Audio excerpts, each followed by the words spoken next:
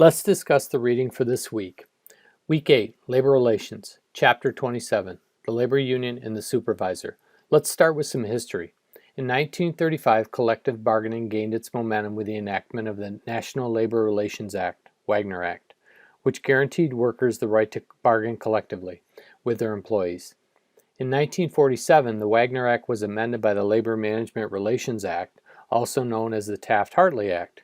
Currently, labor unions make up 11% of the workforce in the United States. In regards to union contracts, supervisors play a major role in the implementation of a union contract and interacting with the employees. Supervisors are not normally involved in negotiating a labor contract. Supervisors must be very familiar with the contract to keep things running smoothly. In my experience, attempting to work with a union and resolve things at the lowest level is the best way to do business. Chapter 28, Handling Grievances. A grievance is a complaint that usually results from a misunderstanding, misinterpretation, an alleged violation of the labor agreement, or discipline of an employee. Please spend some time learning about the steward's role and supervisor's role. I have had the experience of being involved in grievances being filed either against me or the facility.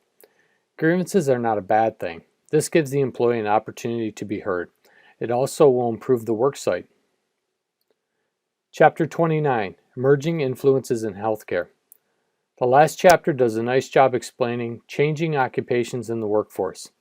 In closing, I would like to say thank you. I believe that there is a bright future for healthcare, but we have to be flexible and open-minded to the changes coming. Take care.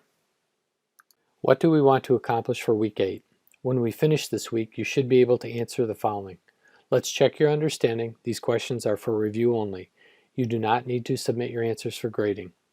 Approximately what percent of healthcare employees do unions represent? What are the key responsibilities of the shop steward? For all U.S. industries, has union membership been growing or declining?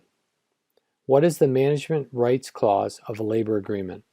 In Chapter 29 Appendix, take a look at first-time managerial blunders and select 3 managerial blunders and provide examples. After you complete the reading for the week, come back and try these fun facts on the chapters and check your knowledge. This does not count towards your grade, but it will help your learning. Good luck.